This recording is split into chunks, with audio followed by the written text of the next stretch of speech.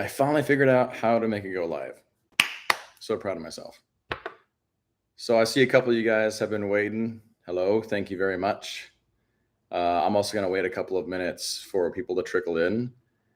But I'm here to answer any questions you guys have about, like I said, plasma channel, or anything I've done along the way, including the current video that I'm doing with nuclear fusion. So let me know if you have any questions at all. Excited to see you live as well, even though I'm only seeing your texts. I know. We could do like a 500,000 person Zoom meeting, but we all know how that goes.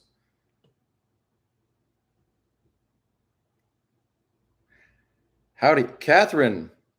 You've been with me for a really long time. Really long time.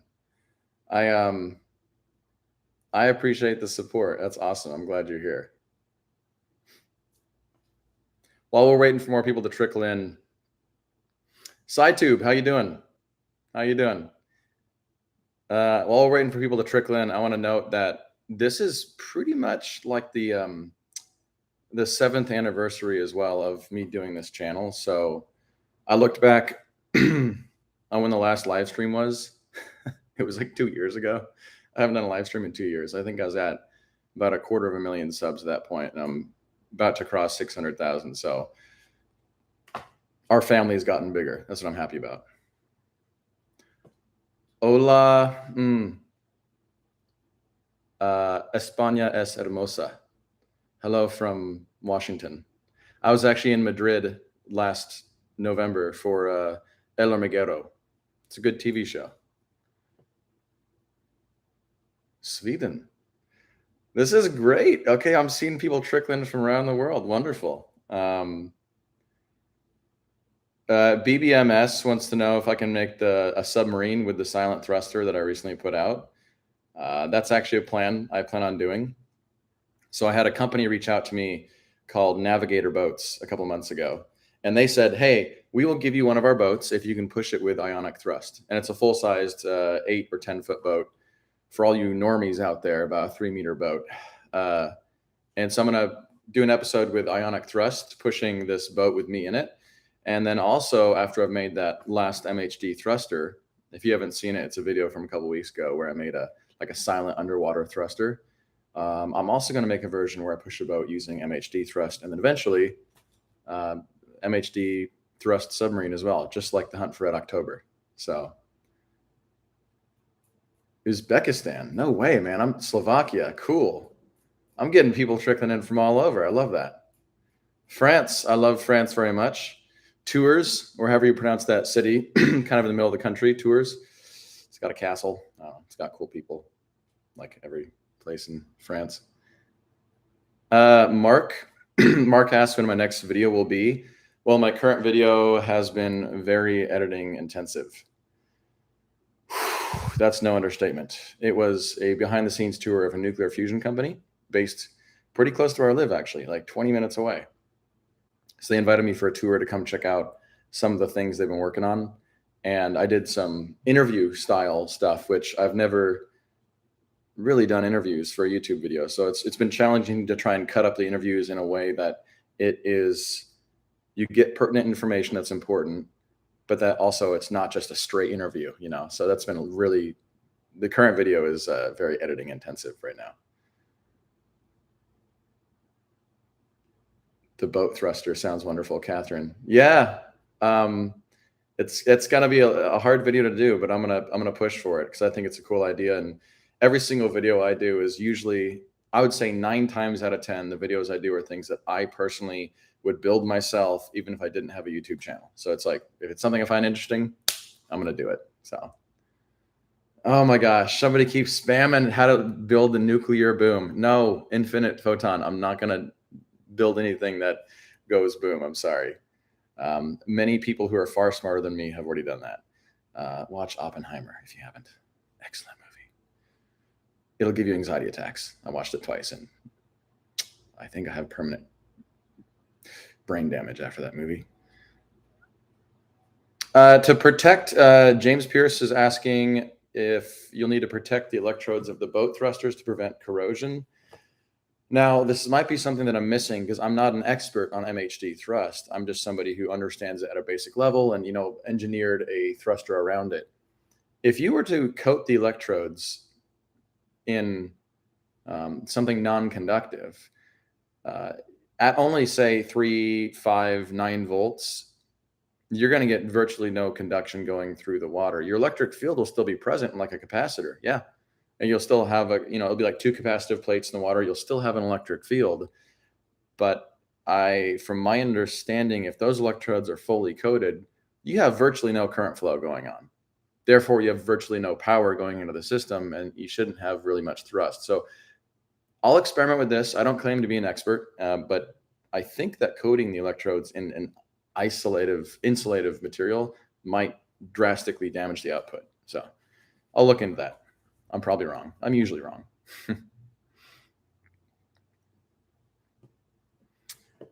Collab with Electroboom.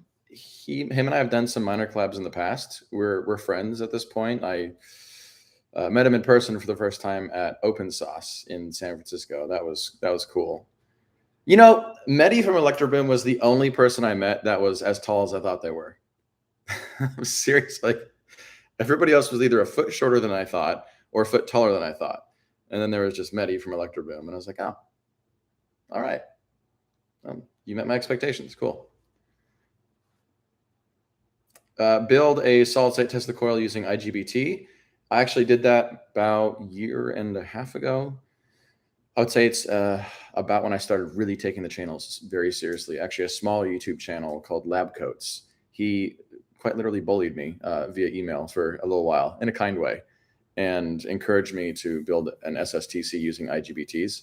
So I ended up using a pre-established circuit from Steve Ward, one that he also modified, Lab Coats, modified a little bit as well.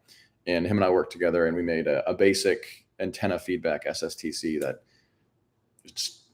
it's sitting on my shelf right now. I love it. I don't know how soon I'll build another SSTC, but it's pretty cool. I'm glad I did it. Hello from Bangladesh. Hey, nice to meet you. Thanks for chiming in. You guys are chiming in from various time zones. I guess that makes sense because it's 9 a.m. here. So the rest of the world, okay, so pretty much everything east of me is awake right now. So that makes sense.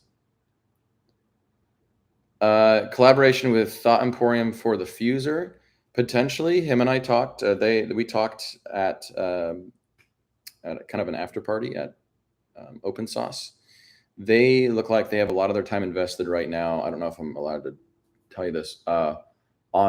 There's going to be doing some stuff with ancient civilizations, and I don't want to spill the beans, but I think they're going to be doing a lot of work on that coming up, so they might be pretty busy. And Styropyro. Oh, Drake. Okay, so Drake from Styropyro. I'm letting you guys know, if you guys follow Styropyro. If you don't, what are you doing with your life? You have to follow Styropyro. So he, out of everybody I met at Open Sauce, I think Drake from Styropyro, he's a cool cat, man. He's a really cool cat. He's the nicest guy, the most real guy. He is so incredibly present. I don't know why I feel inclined to tell you about all these YouTubers, but just there's a lot of good people in the world, and I think Drake's one of them. So from Styropyro. Nepal. Hello from Planet Namek. Well, not everybody can be a Super Saiyan, and I guess Namekians have their purpose. You guys are green and do weird energy beams and stuff. Never be as strong as Kakarot, though. Sorry.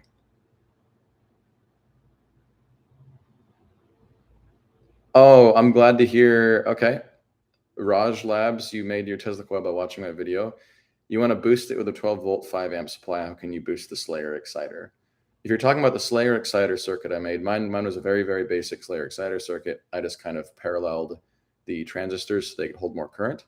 Because in a Slayer exciter circuit, that MOSFET or a transistor you use is pumping. I'm tripping over my words here. It's experiencing a lot of current. So I paralleled two or three of them And that's the only addition I had to the circuit. If you want more power, I would strongly just recommend a stronger transistor that's powering the circuit, and then also focus on cooling issues, because those wires are gonna get very warm. Ah, okay. Somebody asked about thoughts on Intexa's Joel, Intexa's best design ionic thruster video he just put out. That funny Portuguese man. Oh, okay, so a friend of mine as well, Joel. Uh, Him and I have a friendly competition across the Atlantic. I like to call it the battle of the currents, the battle of the Ionic currents. He just put out a video on a super simple Ionic thruster, and painfully simple, but the results seem to be mind blowing. And I feel a little bit of competitive pressure now to outdo him. So I've had version 3 of my BSI thruster planned for a bit. I have a lot of iterations I want to make, including live spacing of the stages depending on humidity. So that'll be like an automated, they'll be like on like screw spindles. I don't know what you call those, threaded supports. So that as the supports spin, section can move forward and backwards. So you'll have adjustability with it.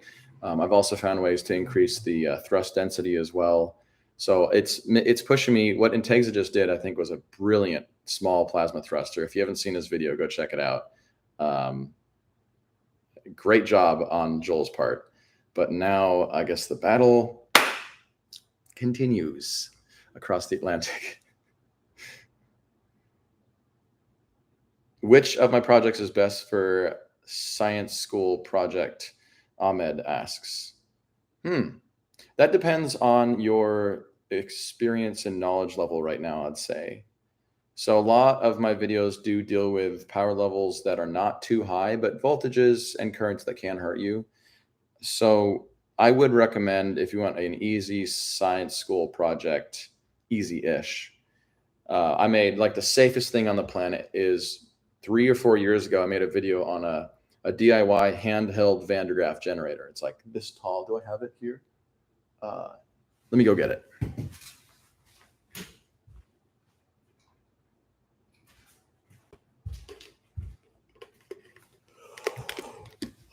So this is what I'd recommend for like the ultimate science fair project. There's no way you can hurt anybody or anything with this. You'll still make arcs about 1 inch long off this. In the video, I believe I have all the links to the parts.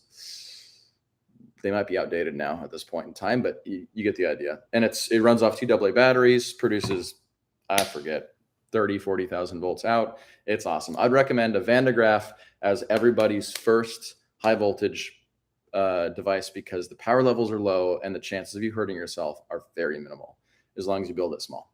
Van de Graaff, good first project. Am I going to build a DRS-STC? Ooh, yeah, at some point. That's a lot of work. Potentially. DRS-STCs are beautiful. They are an absolute piece of work and like a blessing that they were invented. The coolest thing. Those who don't know, that's a dual resonant solid state Tesla coil. So they just have, in summary, an extra step of resonance that allows voltage boost and more performance out. Basically, bigger sparks with DRS-STCs compared to a normal solid state Tesla coil. And you could argue bigger sparks than a spark gap Tesla coil. So do I go to the gym? Yes, I do. I do go to the gym. Fitness is a big part of my life. Big part of my life, actually. I feel like I'm very passionate about science. Hopefully that shows. But I feel like if you truly are passionate about science, you should be passionate about the human body as well. And energy in the human body and how the mechanics of the human body, one of the most beautiful things I've ever, in my opinion, I think, on this entire planet. So I like science, and because of that, I actually like fitness as well. So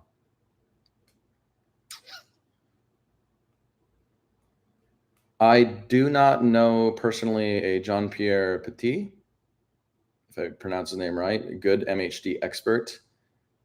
I'm not familiar. I'll look into that person.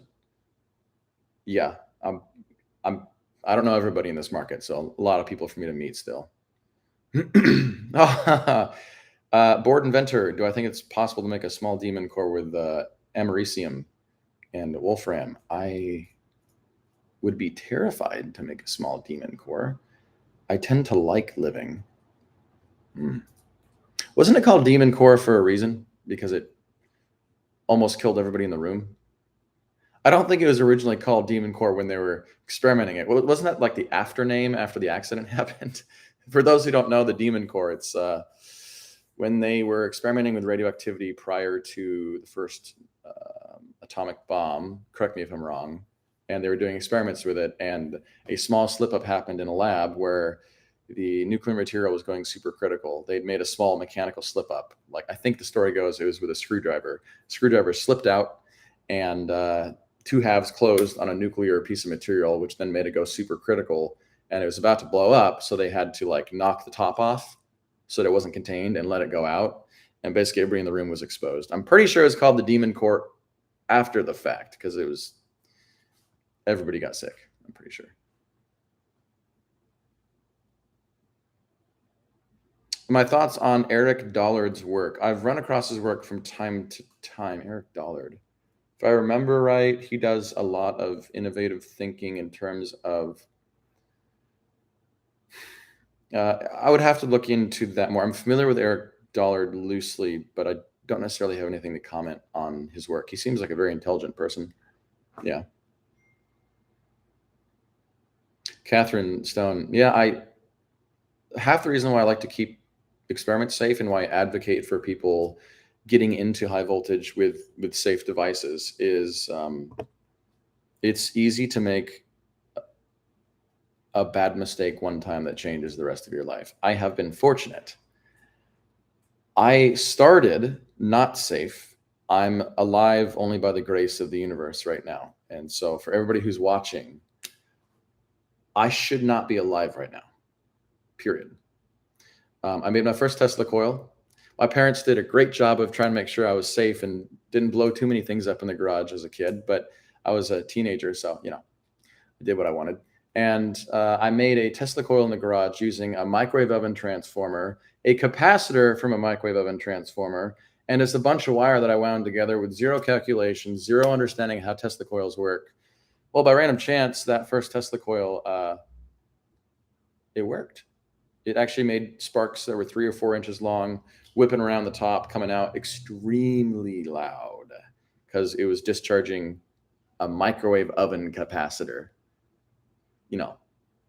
Super loud. And anyways, I went in to go take a picture of it because I was new and learned through dumb mistakes. And I leaned in to take a picture of the sparks, and they jumped to the camera through my hand. My hip was leaning against the metal frame of my workbench, and so it went through my chest down through my waist, and I actually got flown back. And I still have a picture of me convulsing and taking a picture as I got shocked. That was a 2 kilowatt coil. All of it went basically through me, not directly across the chest, so to speak, but I'm lucky to be alive. That's how I started my high voltage journey. Don't do that.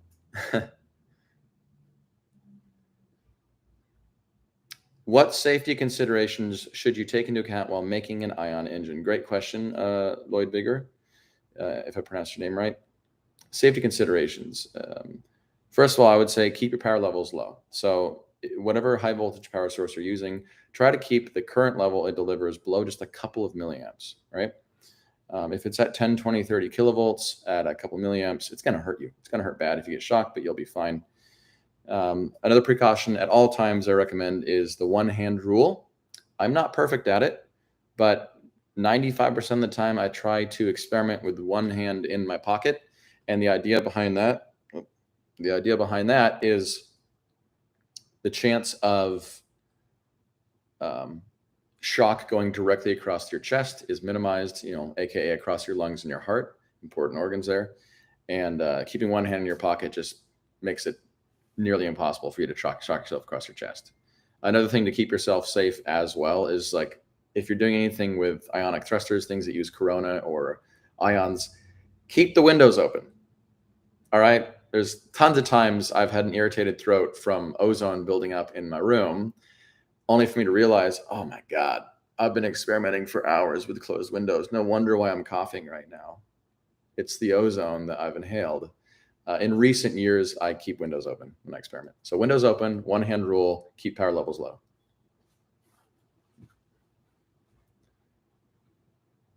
If I were to build a voltage more, you guys, I love the questions you guys are rolling in. This is cool.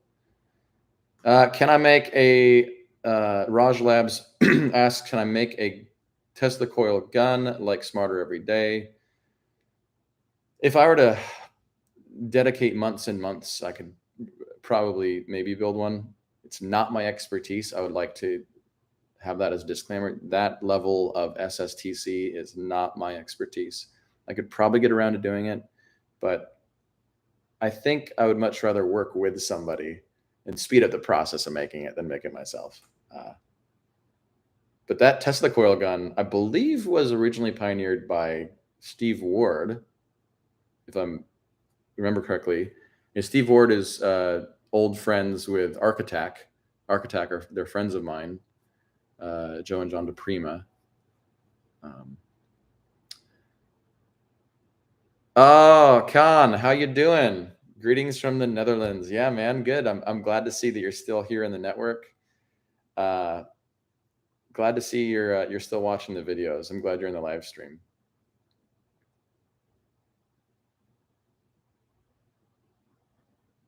So many great questions. I love this. EA049 asks, what is the effect for ionic thrusters if they were operational in a vacuum space? Will it increase speed? What is the effect for ionic thrusters if they were not? So ionic thrusters are already used in space. If I interpret your question correctly, ionic thrusters are already used in space. And since I've been working on optimizing ionic thrusters for atmospheric use, I have unlimited gas to work with. Same for Integsa's better design and all the past designs, they use unlimited gas, right? If you're in space, you don't have any gas. You have virtually no gas, right? There are some gas molecules in space, but man, so little. So you have to have your own onboard gas supplies. And that's why ionic thrust works in space. You basically have your own gas supply, you ionize it, shoot it out the back. Implications for ionic thrust is, I believe current predictions are, I want to say top speed of 10% the speed of light, which is insanely fast, very fast. I don't know if we've reached that. I'm pretty sure we haven't. I'll have to double check what the Voyager satellite's currently doing, though I don't remember if that is ionic thrust or not. So implications of ionic thrust is insanely high top speeds. Granted, it takes months or years to get up to speed because ionic thrust is very weak in general. Is there a new collab with Leon, with Tesla Undemir? I have not spoken to him in some while. I'm glad a German's chiming in. I'm part German myself. Been meaning to visit that country. I have not spoken to Leon in some while. I hope he's doing okay, but I wouldn't be opposed to working with him again. He was very helpful in building my plasma candle. Keep looking up here because half of everything I've ever built on the channel is on my wall over here. I don't show it in my videos because it's sandwiched between two bright windows. One of the windows I'm in front of. So like you point the camera this way and just I'm blown out. I can't point the camera this way towards my wall of builds. Oh, I wish I had them in my background of, all my videos. That'd be so cool.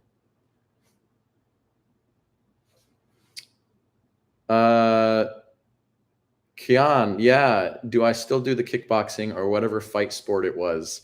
You remember when my knuckles were all damaged when I did the videos years back? I do Taekwondo and Jeet Kune Do, and a little bit of, I guess, MMA unofficially, just practicing.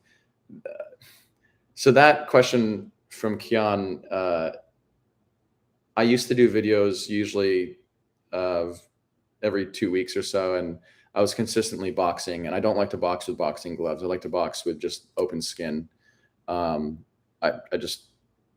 That's just how my style is. And almost every time I box, then I'd kind of rip my knuckles open a little bit on the bag. That's kind of a different story. None of it was like violently intended. It's just a side effect of, again, I said I love fitness. I love the human body. I love, like, neuron reaction speed. I love contraction speed.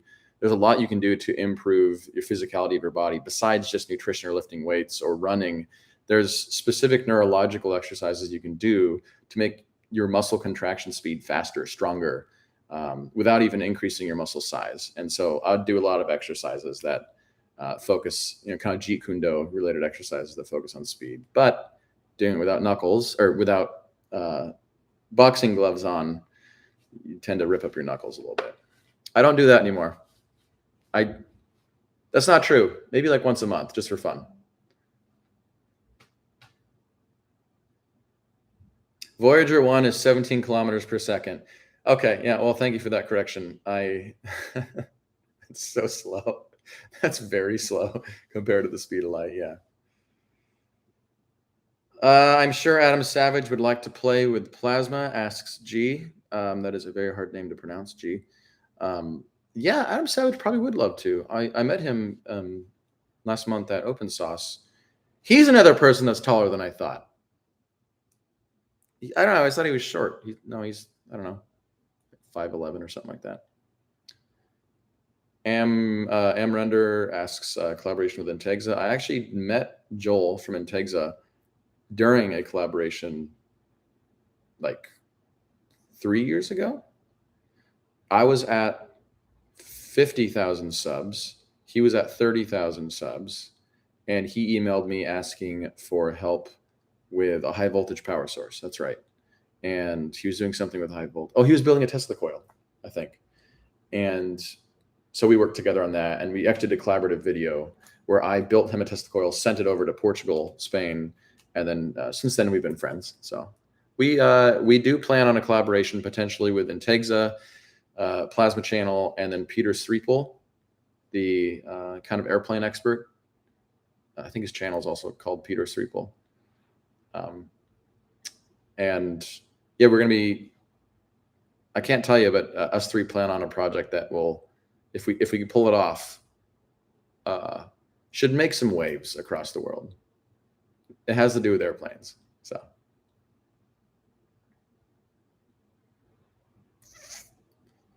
KLO7 asks, are you currently working on the fuser I made? Any plans to do another prototype? I do want to make a version 2 of that nuclear fuser. I think I mentioned in the video that I would. I just, after I made the first video, the friend of mine, and he's a Patreon as well, Chris, he actually worked at a radioactivity lab, I think Stanford. He reached out to me and just let me know like the seriousness of what I was doing, and that basically what I'd done for the first video is fine, but if I go too much beyond that and actually make a real, truly active nuclear fuser, it starts to get permits are required. The government wants to get involved. Yay! So I'm vacillating on the idea of a version 2, but I'm basically focusing on videos that I don't need to have the internet involved, don't need to have the government involved with. Yeah. Have I ever tried to barbecue? You know, I don't barbecue nearly enough. Summertime in Seattle is brilliant. I don't barbecue enough. When I lived in Texas, for most of my 20s. I barbecued all the time. What happened, Jay? What happened?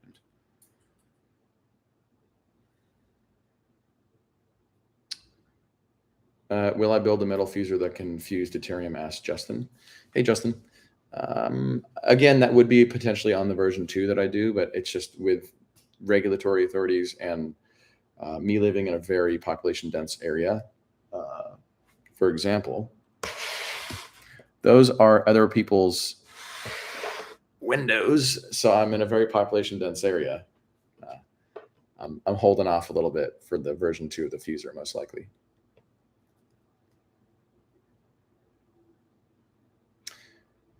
Rackermoran, how you doing? Have I thought about plasma MHD? In fact, I have. you know, since plasma is conductive and it's going to be extremely corrosive to any electrodes I use, but it's conductive.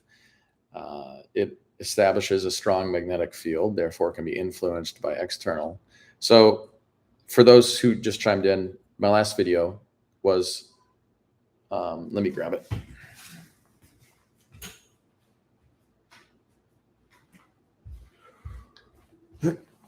Last video was on an MHD thruster that uses permanent magnets, rather strong permanent magnets, and electricity to accelerate water without any moving parts. So now you can do MHD thrust in the open air with plasma, as Rekmoran just asked. I do plan on doing that. Yes, it is something that I think is going to be the next evolution of my thought processy on MHD. I don't think it'll be the next video though. Maybe the next, maybe 3 or 4 videos down the line, I was thinking I might try plasma MHD.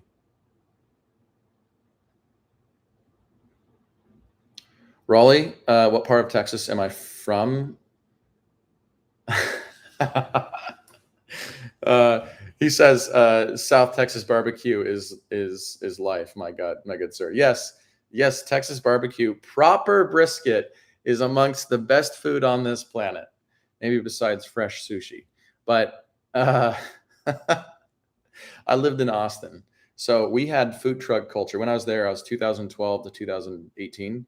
Food truck culture in Austin, amazing, freaking amazing, man. The best food truck culture. There was even a park along one of the highways. It's called FM 360. I lived off FM 360 in Austin, and there was a food truck park. I think it was operational every day, or maybe it was just every weekend.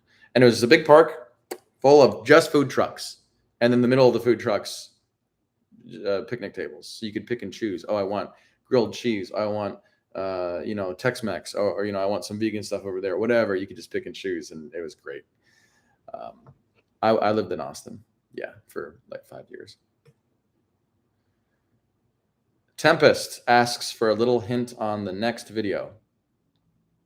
I gave that little hint, I think, on the announcement for this live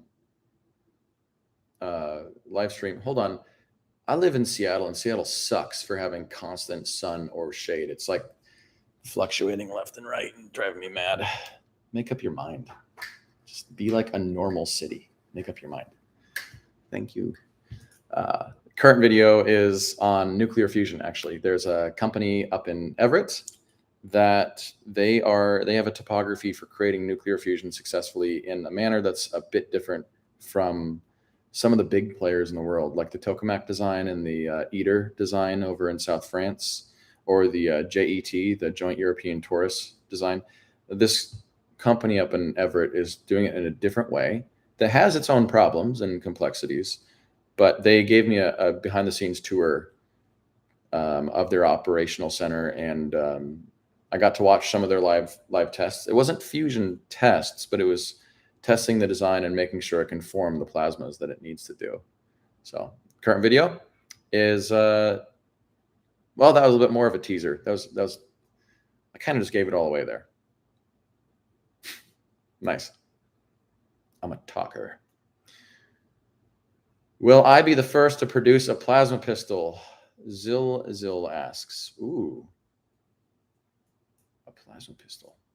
That's got a nice ring to it. I'll look into it. Maker wants to know about my education.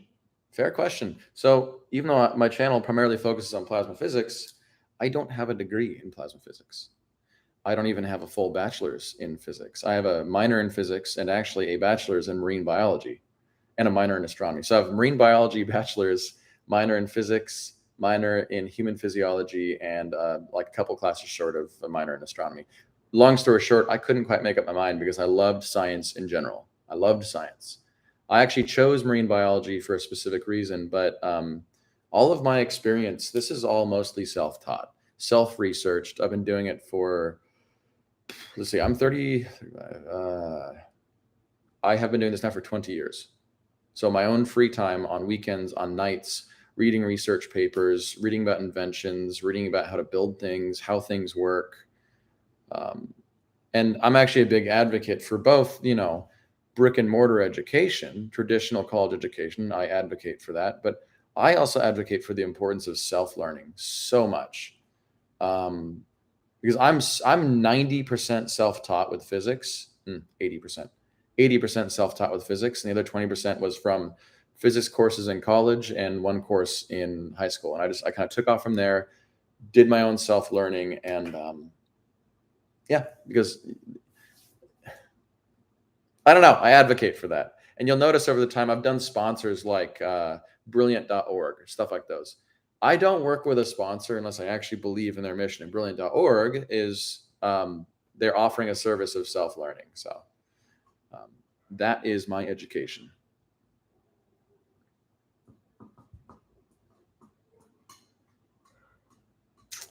A glider with an ionic thruster. That's not a bad idea, actually, because ionic thrust is very weak. This is what I've been spending the past year of my life on, trying to optimize the design. But the issue still is thrust is very low. MIT's glider was successful, but just barely. MIT is working on a new version of their glider, though. And so I don't think they know this, but I'm kind of neck to neck with them to try and create a form of ionic thrust that can move an airplane.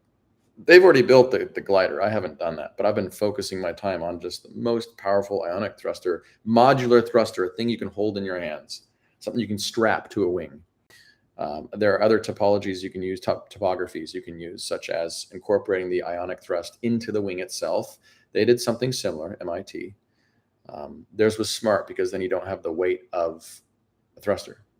But there's a third approach that I'm not going to spill the beans on, of how you can not have a thruster, but also not have a wing, but also not have a fuselage. It's all just all in one. So that's what I'm going for, probably with the version 3.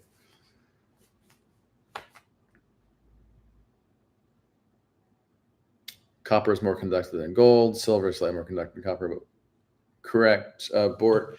Yeah, well, wait a second. I don't believe copper is more conductive than gold. If I remember correctly, there's a chart of conductivity priced against price of metals, and it's very interesting. I could be rusty on this. I believe gold is more conductive than copper, but it's interesting as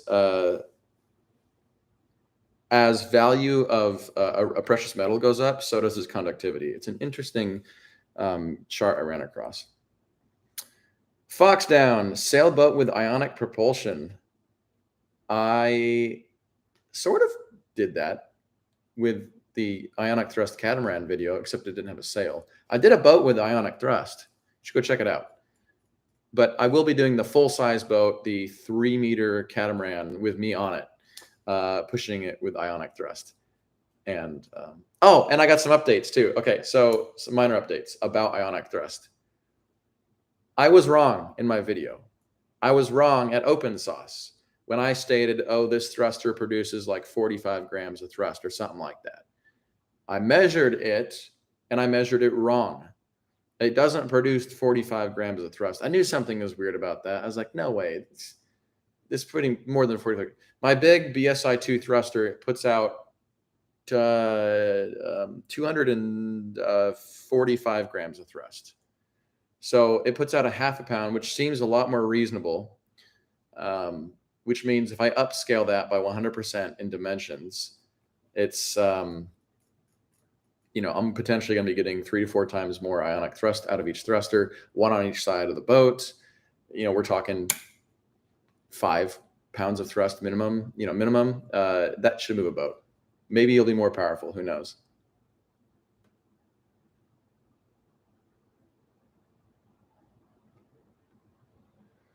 Let's see here. Interesting. Okay. Well, I guess I was rusty on that. While gold has a relatively high conductivity rating, it's actually less conductive than copper. Okay, well, I'll go check that out myself. Like I said, a little bit rusty on that, so I guess um, perhaps it's not as conductive as copper. But yeah, it's true. Copper does oxidize like crazy, which is why you'd want to use gold for a lot of electronics. I could have sworn gold is more conductive. Well, I'll look this up afterwards.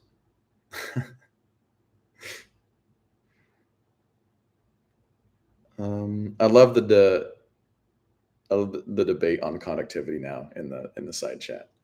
Great. Use mesh. Okay, so Raj Labs is saying use mesh in the thruster. I actually tried that.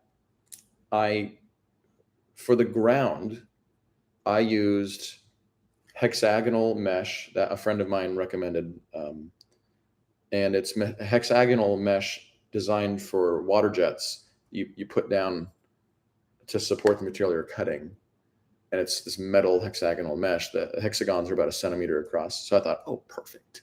Like what a perfect ground. Cool. I tried that as both the ground and as the high voltage positive electrode, and I just found that it was too sharp. It was too sharp. Not enough voltage could really build up before ionization occurred, and so the electromotive force just wasn't quite there, and it wasn't moving much air. So maybe if I try that again, a metal mesh, but with a slightly less sharp edge on it, because this was like sharp enough to cut your skin, maybe that would help. Yeah. Can a capacitor be used as a power source for an ionic thruster? Yeah. For a short period of time, even supercaps, pale in comparison to the energy density of, say, a good lithium battery. There's going to be more energy contained in that. So capacitor tech is still a bit behind, but you could use a capacitor for a short period of time for ionic thrust. Absolutely.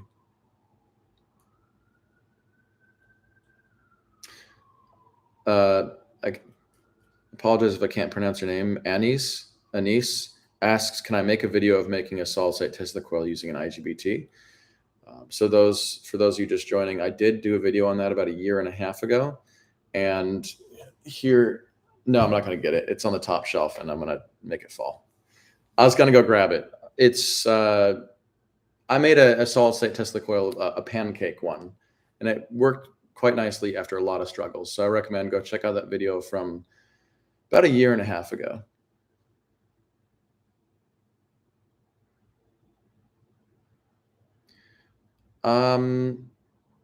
Nazgul from Germany, your English is good enough. Thank you. Yeah. I'm glad you enjoyed the videos, and you're asking, when will I choose a round shape so that the air becomes a vortex? Are you talking about, I guess I don't understand the question. Are you talking about the ionic thrusters still? A common question I've gotten is, why aren't the grounds on the ionic thruster, the ground rods, why aren't they aerodynamically shaped? And actually, if you go through and watch the video near the end, that's one of the things I replaced at the end, was I turned the round rods of the ground into a teardrop shape. You can actually go to hobby stores and they have a thing called streamline tubing. Freaking awesome, man. It's like meant to be. It's tubing meant for model aircraft, and it's shaped like an airplane wing. So I actually used that tubing for the ground in the thruster, and it didn't really improve that much, the airflow, but if I remember right, like 5-10% improvement, something small.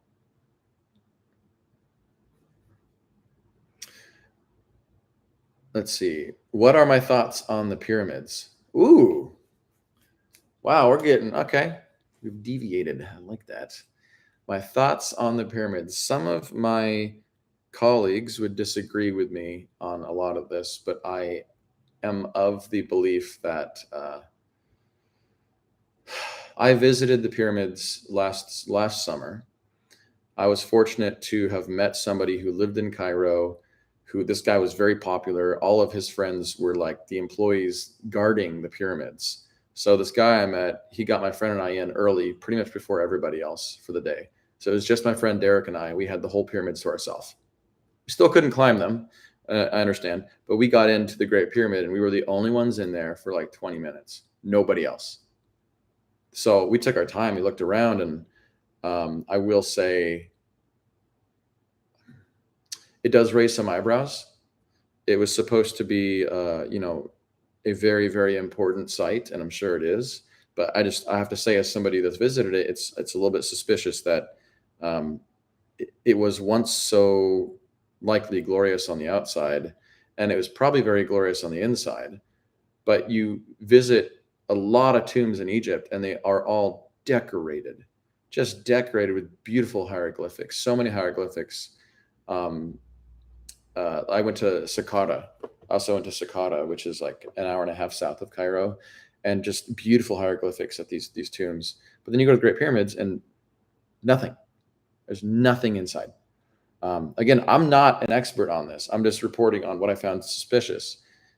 If it was such an important person being buried there, well, you could argue, okay, they've been carved away. The hieroglyphics have been carved away on the inside over time from tomb robbers. Absolutely, that's certainly possible. But why only that site? So in the inside, completely bare, nothing, no hieroglyphics, no paintings. I didn't see any chisel marks of evidence of people ripping things off the walls. It was just very, very primitive on the inside, and it just didn't make sense for something that important. When smaller pyramids and less important people over time had beautiful insides of their temples, why not these? So my thoughts on the pyramids, I'm just going to sum it up and say some eyebrows are raised, but I'm going to stop there because, yeah. But I do love watching like pyramid conspiracy videos. They're just freaking fun to watch.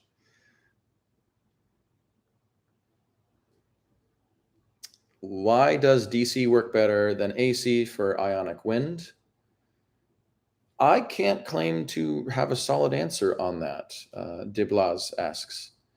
I haven't done any experimenting with AC, but it just from my understanding, you need to have a DC source, a continuous DC source, so that you have one of the two electrodes always strongly ionizing the air around it. And I think what's easiest to conceptually understand is to, ionize the air in a positive way and have it attracted towards the ground electrode. You could, of course, do it in reverse, but I've done a lot of tests on reverse where the high voltage electrode is negative or the high voltage electrode is positive. But I found having the high voltage electrode positive led to faster velocities out. If I put in, say, 100 watts in both those situations, the high voltage electrode being positive had faster velocities than the negative did. So you could do both. And that goes back to your question of AC versus DC. I haven't myself done work on using an AC, but you actually should be able to use AC potentially. It's just a lot messier. Yeah. Oh, KL07 asks, what are your thoughts on the small, cheap, high voltage generator that Integra used for the new Ionic thrusters? They market saying it'll produce 400,000 volts, which you're sure is a lie. Oh, what makes me so mad about, there are very few marketing laws. You can lie as much as you want about your product on Amazon. And pretty much in most countries, you can lie about your product all you want. If I built this, right, and let's say I started selling it on my store, I do have a website I'm trying to turn into a store. I could say it makes 300,000 volts. I could say it makes 3 million volts and it makes sparks this big. And I could say, oh yeah, a spark that big is 3 million volts. Last I checked, there's no regulation on that. This is one of the few instances of me saying being pro-regulation. Is like those tasers on Amazon, those stun gun modules, they do not put out 400,000 volts. They put out a rather impressive like 30, 40 kilovolts. That's still amazing. But they just, those sellers over time probably figured out, oh, if we put a bunch of zeros at the end, we make better sales. What makes me mad about that is that's a blatant lie, and people that are trying to buy those things for specific reasons are going to be disappointed by the output. Also, if you say this stun gun module, let's say this stun gun puts out 30,000 volts, but you've got another stun gun that says, oh, this puts out 3 million volts. The average consumer is going to jump on the opportunity to buy the one with the higher voltage, but they might actually both put out the exact same voltage. It's just a marketing lie. So to sum up my rant, It's so dumb. The lies of voltage across the market for this taser, this stun gun module, this high voltage source puts out a bazillion volts. No, they don't. As a general rule, between two round electrodes, it takes 30 kilovolts to jump 1 centimeter gap. So keep that in mind. If something says this taser produces 3 million volts, that should be a gap 1 meter wide, because 30,000 times 100. So it's like the taser's not making a spark this big. The taser's making a spark this big. So marketing lies.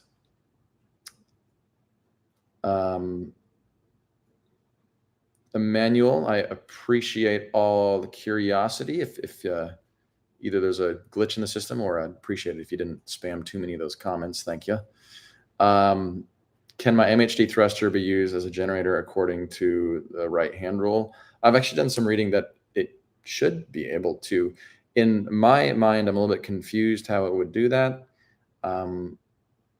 For those just tuning in, the MHD thruster uses an electric current or electric field.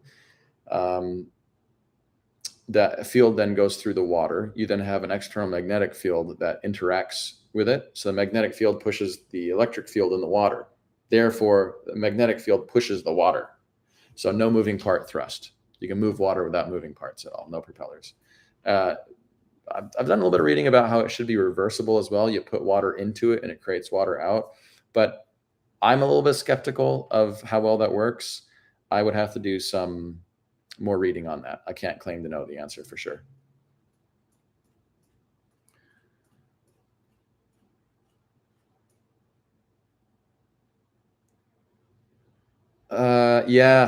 Just Pyro says Electroboom also mentioned the horrendous voltage ratings in a video. That's correct. So this is in reference to those cheap Chinese high voltage generators you find on Amazon, the 400,000 volt generators. Yeah.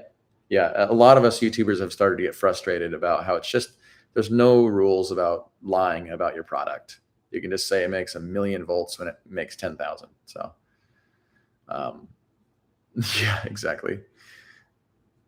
Could I use a higher capacitance capacitor for my Ionic thruster voltage multiplier? I could. And the capacitance I used for my voltage multiplier, those are, I think, only 1 nanofarad, so they're not gigantic. If I were to use larger capacitors, from my understanding of a voltage multiplication circuit, I would have the potential for more current out, and more current out then means faster wind velocities on the Ionic thruster.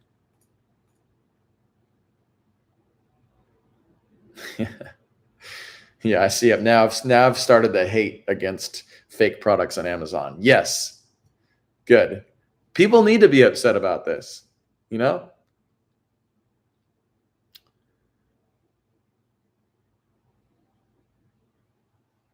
Huh, interesting. Resh. Resh is from an aerospace company based out of the UK. Electroaerodynamic ionic propulsion is remarkably close to the engineering work we do. Huh. I would be curious, Resh, to hear about the work that you do. And feel free to email me.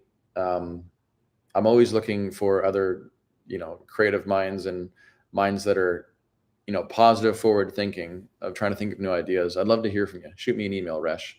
My email is in the About section of my channel page. So yeah.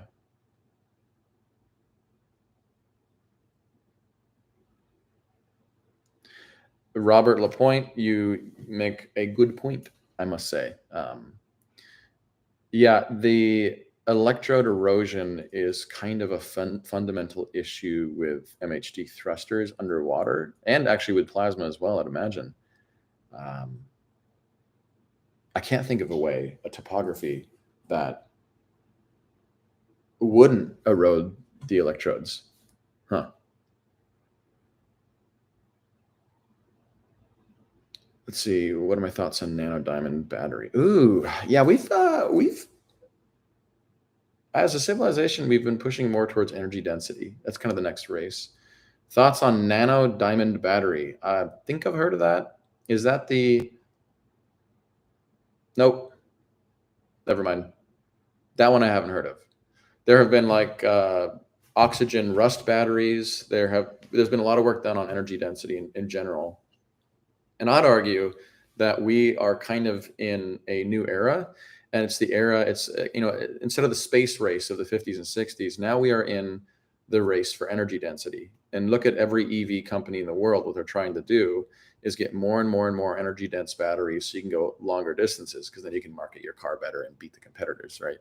I'm not going to go into the merits of EV, being good, bad, neutral, whatever. I'm just saying the EV market is a brilliant example of the race for energy density, and also the race to make supercapacitors, also hybrid capacitors, to get as much energy as possible in a small space. And so I'll have to look into the diamond battery thing, but I think it's really cool what we're doing as a civilization, which is the race to see how much energy can you pack into the smallest space possible.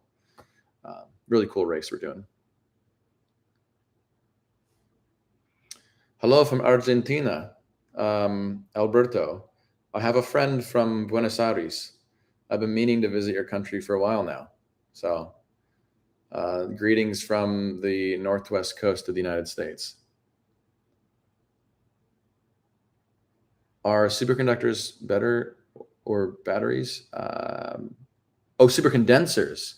I'm not too familiar with supercondensers unless you're talking about supercapacitor. I think you are. Yeah.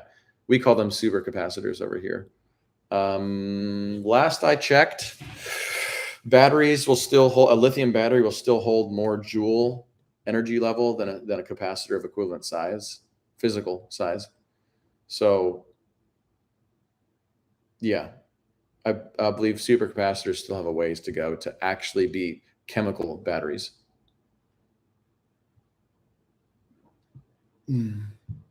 Raj Labs asks, how did I get into high voltage? Hey, that's a great question. Well, I was almost struck by lightning as a kid. There's two things.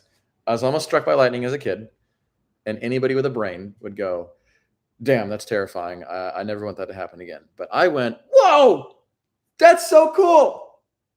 And instead of being scared from lightning, I was drawn to lightning. I was like, I want more of this. I want to see more of this. But living in Seattle, you never see lightning. Maybe one lightning strike per year. Maybe. We've gone like 3 years without a single lightning storm here. It's boring. So I digress. First thing was I almost got struck by lightning, which really got the gears turning. Then another day in high school, there was all the classes and clubs showing off their what they do in class or what they do in the club. And they all had their booths and stands set up during lunchtime. And the whole room was full of dozens and dozens of booths you could walk up to and just see what this class is all about. Well, one of them had a really noisy Tesla coil on it. It was about this big, a little bit bigger than the red Tesla coil you see right here, a little bit taller. And it was making these wiggling sparks coming out of the top that were loud, and it looked like little lightning. And they encouraged me to come over and touch it. And after me having some doubts, they convinced me to touch it. And I touched it, and I didn't die. And it just blew my mind that these giant sparks that were hundreds of thousands of volts, realistically is probably a little bit less than that, but just blew my mind that I didn't die and that you could touch it. And it was that moment that the gears started to turn my head of like, oh, there's more than what meets the eye when it comes to electricity. There's so much more. It's not just, 1,000 volts is going to kill you. No, there's a lot to it. And so almost struck by lightning. And then the Tesla coil during my lunch in high school one day kind of got me interested. So I started looking into Tesla coils, how to build my own, how to make my own sparks, how to duplicate lightning. And then I built Tesla coils, and then voltage generators, or these are voltage multipliers right here. Then Van de Graaff generators, like this big guy right here, or the one I held earlier. It has kind of branched off into how can you make more high voltage? And now I'm kind of in the phase of, I still love building those things, but I'm kind of on a tangent of, okay, what are some crazy things that plasma physics can be used for? So.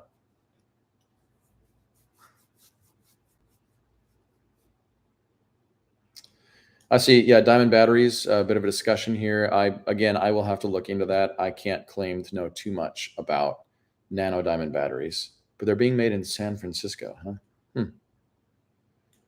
Funny, the only thing I've gotten from San Francisco is as far as a parking ticket. Yeah, Catherine, that was the case. I didn't tell my parents at the time because I didn't want them to freak out, but it was like one of those rare lightning storms. And I was standing underneath the edge of my parents' house taking pictures of the lightning and the rain. And it must have hit like the neighbor's house or our house or somewhere in the neighborhood, very close, because it was, flashbang, immediate, absolutely immediate. So it had to have been within a few dozen feet, 100 feet, something like that. Very close. Didn't tell my parents.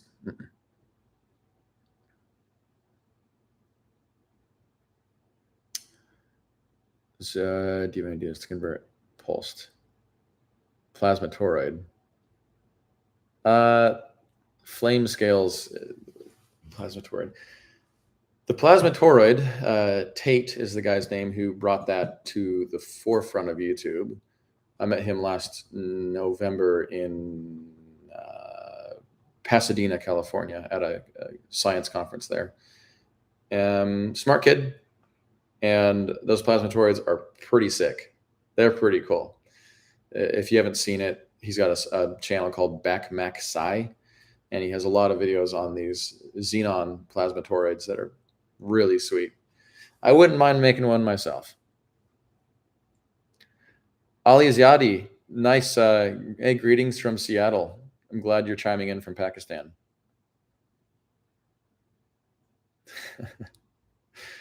Yeah.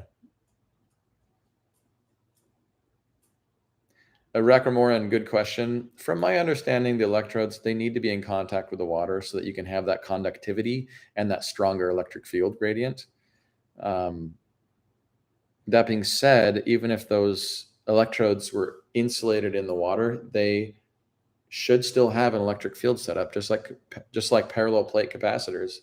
But I just think the amount of energy flow in the system, if you had the electrodes coated in an insulated material, your energy flow in the system would be so small.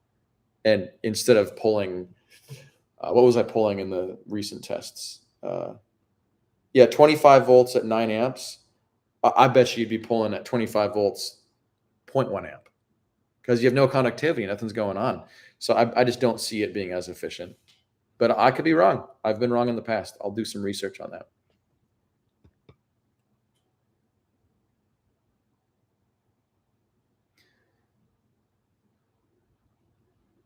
Which theta pinch plasma toroid? Oh, okay. The thoughts on the LK99 superconductor. I understand the new superconductor discovery could potentially change everything. If you guys haven't read about it, like a month ago, somebody came up with a room temperature superconductor material, which is huge. We've known about superconductors for a long time, but superconductors generally require close to absolute zero conditions. So you need liquid nitrogen, liquid oxygen. You need things that are extremely cold. You get it down to super like negative 200-degree temperatures, and then the material becomes superconductive. That's a problem because you got to keep it at that low temperature. Somebody just invented a room temperature superconductor. So it's superconductive all the time just by itself. My thoughts on that, I need to do more reading.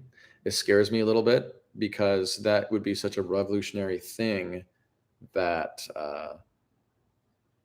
it's great for so many purposes. It would be great for power generation, great for fusion, great for current, hydroelectric generators, for everything. It's great for computers. It'd be great for everything. But I just feel like if we have this advent of just AI exploding combined with superconductor exploding at the same time, combine them together, and you can have a whole new era of humanity in a heartbeat. And so I don't know, that scares me a little bit, but also gets me excited. It's like both at the same time. I digress back to your question though, which is, I think LK99 could be real. I think it's still in the process of being repeated, and I think science is still analyzing it to make sure this is truly real and not just diamagnetic and opposing a magnetic field and levitating. So a part of equally, half of me wants it to be true, the other half of me thinks it could just be diamagnetism.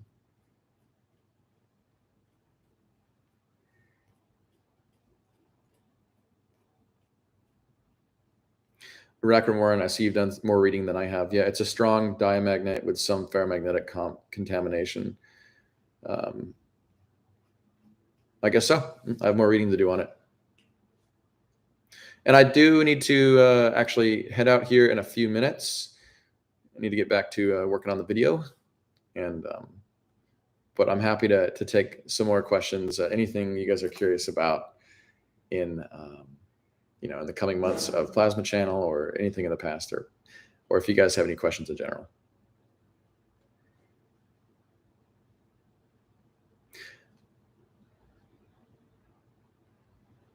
LaPointe mentions LK99 has been pretty thoroughly debunked. I guess so.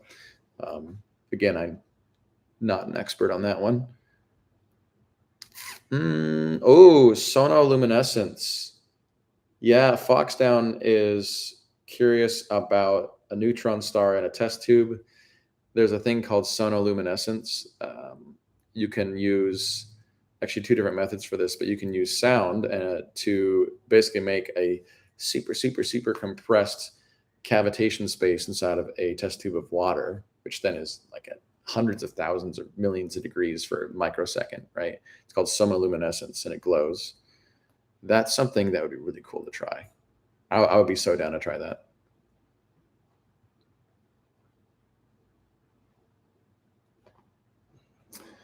Yeah, Catherine, thanks for joining, and thanks for just being with the channel for so long. You were like, I think you're with me the first year I started this channel. So I do have a Discord server. I almost never use it. Flame scales. I'm on a couple different Discord servers, but it just gets a little overwhelming. My phone is just going off all the time, and I have to silence those notifications, or else I get distracted from my work. And then, well, now I'm not listening. Now I've silenced them and I forget they're there, and then I go back to them and there's 5 trillion messages. I have some things coming up with Plasma Channel that will lighten my workload and allow me to focus more on videos. And it should also allow me to focus more on maintaining a Discord. So coming up soon, I'll probably have a dedicated server that I actually partake in. Anti-gravity warp drive. You mean an Alcubierre drive? That's a real thing. We just don't have the ability to produce 5 kilograms of antimatter. Yeah. Warp drives are real. The physics works out. The energy requirement for it is impossible at this time, unfortunately.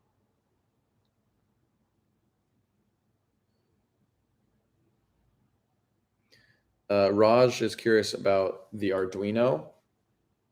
I haven't done much work on Arduinos, though there are some people on YouTube that have done brilliant high voltage flyback drivers using an Arduino, that just pushing a button, you can custom adjust the frequency, and you can perfectly fine tune that flyback to get insane voltages. I've wanted to do projects like that, to be honest, because even though I do all these more complex projects like the Ionic thrust boat and MHD thruster, sometimes I really like to go back to the basics. So maybe one of these times, well, I do kind of have a video plan where I make a super monster flyback that is custom made, not like a giant one, but it's hard to explain. I want to make an insanely high voltage transformer, like puts out 500,000 volts, and it's going to be difficult, but I'm going to do it. But yeah, hey, thanks everybody for chiming in. I know I digressed a little bit back and forth and wavered, but I guess that's what a live stream is. I mean, I think a lot of you guys I probably met in San Francisco, or some of you guys I met in San Francisco at Open Sauce. And if I met you there and you're here, super glad you joined in. Otherwise, that Open Sauce event is probably going to happen next year as well. So Hope to see you guys there. And hope to see you guys in the comment section of my next video on nuclear fusion. So thank you, everybody, for chiming in.